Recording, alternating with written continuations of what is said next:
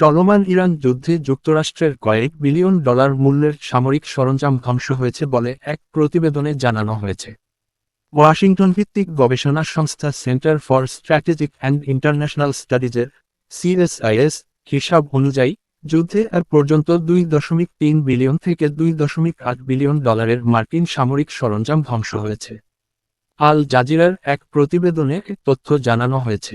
প্রতিবেদনে বলা হয়, গত 26শে মার্চ যুক্তরাষ্ট্রের প্রতিরক্ষামন্ত্রী পিট হেগসেথ প্রেসিডেন্ট ডোনাল্ড ট্রাম্পের উপস্থিতিতে এক সংবাদ সম্মেলনে দাবি করেন, ইরানকে অত্যন্ত দ্রুত ও কার্যকরভাবে নিষ্ক্রিয় করে দেওয়া হয়েছে।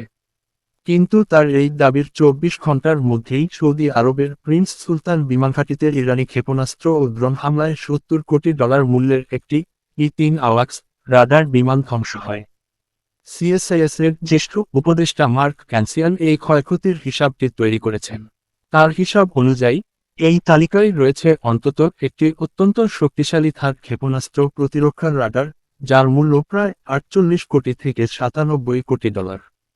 এছাড়া মার্চ মাসের শুরুতে কুয়েতে ফ্রেন্ডলি ফায়ারে নিজেদের ভুল হামলায় 3টি মার্কিন F-15 যুদ্ধবিমান বিধ্বস্ত হওয়ার ঘটনাও উল্লেখ করা হয়েছে।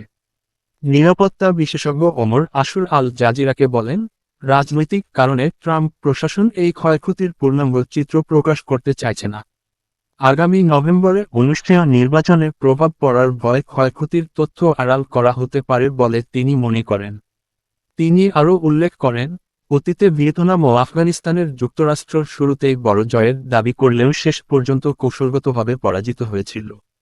প্রতিবেদনে আরও বলা হয়েছে, পেন্টাগনের অনুরোধে global satellite image provider planet labs গত 28শে ফেব্রুয়ারি থেকে মধ্যপ্রাচ্যের মার্কিন ঘাঁটিগুলোর স্যাটেলাইট ছবি সর্বসাধারণ ও গণমাধ্যমের জন্য বন্ধ করে রেখেছে। তবে ইরানি স্যাটেলাইট থেকে পাওয়া ছবিগুলোর মাধ্যমে মার্কিন ঘাঁটিগুলোতে ক্ষয়ক্ষতির বড় প্রমাণ পাওয়া যাচ্ছে।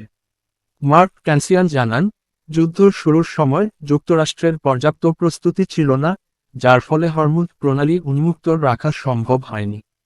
বর্তমানে সেখানে বড় ধরনের নৌশক্তি মোতায়েন করা হলেও তা ঝুঁকি কাটিয়ে উঠতে পারছে না। অন্যদিকে মার্কিন ইসরায়েলি হামলায় ইরানের প্রচলিত সামরিক কাঠামো ক্ষতিগ্রস্ত হলেও তাদের ক্ষেপণাস্ত্র ও ড্রোন শক্তি এখনও পুরোপুরি কার্যকর রয়েছে।